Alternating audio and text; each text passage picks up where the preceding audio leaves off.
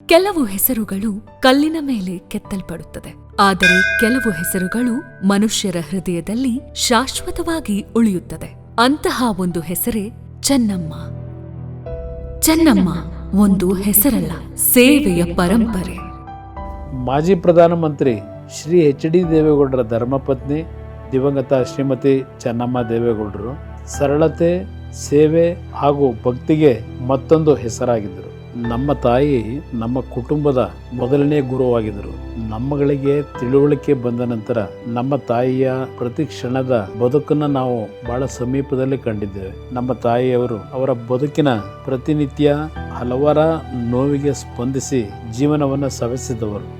ಒಂದು ಕುಟುಂಬದ ಶಕ್ತಿ ಅದರ ಸಂಪತ್ತಿನಲ್ಲಿ ಇರುವುದಿಲ್ಲ, ಆ ಕುಟುಂಬಕ್ಕೆ ದಾರಿ ತೋರಿಸಿದ ಮೌಲ್ಯಗಳಲ್ಲಿ ಇರುತ್ತದೆ. ಅಂತಹ ಮೌಲ್ಯಗಳನ್ನು ಬದುಕಿನುದ್ದಕ್ಕೂ ಉಳಿಸಿಕೊಂಡು ಬಂದವರು ಚೆನ್ನಮ್ಮ. ಈಗಿನ ನಾವು ಅನ್ನದಾಸೋಹ ಅಂತಕ್ಕಂಥ ಹೆಸರನ್ನೇನು ಇಟ್ಕೊಂಡಿದ್ದೇವೆ, ಆಗಿನ ಕಾಲದಲ್ಲಿ ವಾರದ ಅನ್ನ ಅಂತಕ್ಕಂಥದ್ದು ಪ್ರತೀತಿ ಇದ್ದಂಥದ್ದು. ನಮ್ಮ ಕುಟುಂಬದಲ್ಲಿ ನಮ್ಮಗಳಿಗೆ ಅಷ್ಟೇ ಅಲ್ಲ, ಆ ಹಳ್ಳಿಗಳಿಂದ ಬರ್ತಕ್ಕಂಥ ಬಡ ಮಕ್ಕಳಿಗೆ ಅವರ ಪ್ರತಿನಿತ್ಯದ 2 ಹೊತ್ತಿನ ಹಸಿವನ್ನು ನೀಗಿಸ್ತಕ್ಕಂಥ ನಿಟ್ಟಿನಲ್ಲಿ ಅವರ ಶ್ರಮ, ಅವರ ಸೇವೆ ನಮಗೆ ದಾರಿದೀಪವಾಗಿರ್ತಕ್ಕಂಥದ್ದು. ದಾನ ಅವರ ಅಭ್ಯಾಸವಾಗಿತ್ತು, ಸಹಾಯ ಅವರ ಸ್ವಭಾವವಾಗಿತ್ತು.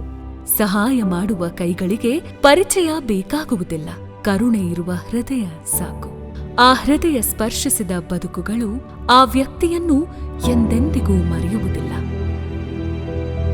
ನಾವು ಬೆಳೆದು ಬಂದಂಥ ಒಂದು ಪರಿಸರ ಹಾಸನ ಜಿಲ್ಲೆಯ ಹೊಳೆನರಸೀಪುರದ ಲಕ್ಷ್ಮೀನರಸಿಂಹಸ್ವಾಮಿ ದೇವಸ್ಥಾನದ ಸಮೀಪದಲ್ಲಿದ್ದಂಥ ಮನೆ.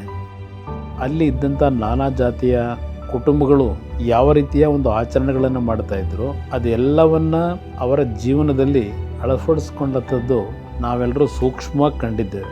ಇವತ್ತಿನ ಈ ಒಂದು ಪವಿತ್ರವಾದಂಥ ಸ್ಥಳದಲ್ಲಿ ನಮ್ಮ ತಂದೆಯವರ ಒಂದು ಕಲ್ಪನೆಗಳೇನಿತ್ತು, ಆ ಹಿನ್ನೆಲೆಯಲ್ಲಿ ಇವತ್ತು ಈ ಒಂದು ಪರಿಸರದ ಮುಖಾಂತರ ಶಿಕ್ಷಣಕ್ಕೆ, ಆರೋಗ್ಯಕ್ಕೆ, ಗೋ ಸಂರಕ್ಷಣೆಗೆ, ರೈತರ ಬದುಕಿಗೆ, ಹೀಗೆ ಹಲವಾರು ರೀತಿಯ ಕಾರ್ಯಕ್ರಮಗಳು ನಾಡಿನ ಜನತೆಯ ಕಲ್ಯಾಣಕ್ಕೆ ಈ ಒಂದು ಸ್ಥಳ ದಾರಿದೀಪವಾಗಬೇಕು. ಬಹುಶಃ ಮಕ್ಕಳು ತಮ್ಮ ತಾಯಿಗೆ ಕೊಡುತ್ತಿರುವ ಭಾರತದ ಅತ್ಯಂತ ಅರ್ಥಪೂರ್ಣವಾದ ಕಾಣಿಕೆ ಇದು. ಇವತ್ತು ನಮ್ಮ ತಾಯಿಯ ಅಗಲಿಕೆ ಏನಿದೆ ನಮ್ಮಿಂದ, ಈ ಒಂದು ಅಗಲಿಕೆಗೆ ಅವರ ಹೆಸರಿನಲ್ಲಿ ಒಂದು ಸ್ಮಾರಕವನ್ನು ನಿರ್ಮಾಣ ಮಾಡ್ತಕ್ಕಂಥ ನಿಟ್ಟಿನಲ್ಲಿ ಇದೇ ಸ್ಥಳವನ್ನು ನಾವು ಆಯ್ಕೆ ಮಾಡ್ಕೊಳ್ಳಿಕ್ಕೆ ಕಾರಣ ನಮ್ಮ ಕುಟುಂಬದಲ್ಲಿ ನಡೆದಂಥ ಒಂದು ಘಟನೆ. ಕಳೆದ ವರ್ಷ ನನ್ನಲ್ಲಿ ಚಿಂತನೆಯನ್ನು ತಂದಂಥದ್ದು ರಂಗನಾಥ ಸ್ವಾಮಿ ಹಾಗೂ ನಮ್ಮ ಹರದನಹಳ್ಳಿಯ ಶಿವ ಅಂತಕ್ಕಂಥದ್ದನ್ನು ಈ ಸಂದರ್ಭದಲ್ಲಿ ನಾನು ನೆನಪಿಸ್ಕೊಳ್ಳಿಕ್ಕೆ ಬಯಸ್ತಾ ಇದ್ದೇನೆ.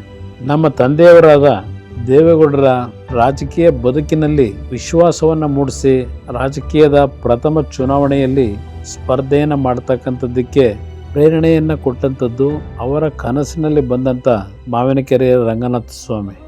ಇತಿಹಾಸದಲ್ಲಿ ಕೆಲವು ಘಟನೆಗಳು ಕೇವಲ ಯಾದೃಚ್ಛಿಕವಲ್ಲ, ಅವು ದೈವ ಸಂಕಲ್ಪವೆಂದು ಜನರು ನಂಬುವಂತೆ ಇರುತ್ತದೆ. ಹೀಗೆ ಶ್ರೀ ಎಚ್.ಡಿ. ದೇವೇಗೌಡರು ತಮ್ಮ ಪ್ರಥಮ ಚುನಾವಣೆಗೆ ಸ್ಪರ್ಧಿಸುವ ಮುನ್ನ ಮಾವಿನಕೆರೆ ಶ್ರೀ ರಂಗನಾಥ ಸ್ವಾಮಿಯವರು ಕನಸಿನಲ್ಲಿ ದರ್ಶನ ನೀಡಿ ಜನಸೇವೆಯ ಮಾರ್ಗದಲ್ಲಿ ಮುನ್ನಡೆಯುವಂತೆ ಆಶೀರ್ವದಿಸಿದರೆಂದು ಹೇಳಲಾಗುತ್ತದೆ. ಆ ದೈವ ಸಂಕಲ್ಪವನ್ನು ಶಿರಸ ವಹಿಸಿದ ದೇವೇಗೌಡರು ಚುನಾವಣಾ ಕಣಕ್ಕಿಳಿದು ಪಕ್ಷದ ಗುರುತಾಗಿ ಸೈಕಲ್ ಚಿಹ್ನೆಯನ್ನು ಪಡೆದು ಸ್ವತಂತ್ರ ಅಭ್ಯರ್ಥಿಯಾಗಿ ಹೊಳೆನರಸೀಪುರದಾದ್ಯಂತ ಸೈಕಲ್ ಮೇಲೆ ಸವಾರಿ ಮಾಡಿ ಜನರ ಅಪಾರ ಆಶೀರ್ವಾದದಿಂದ ಬಹುಮತದ ವಿಜಯ ಸಾಧಿಸಿದರು. ಅಲ್ಲಿಂದ ಆರಂಭವಾದ ಜನಸೇವೆಯ ಪಯಣ ದೇಶದ ಅತ್ಯುನ್ನತ ಹುದ್ದೆಯವರೆಗೂ ಸಾಗಿತು.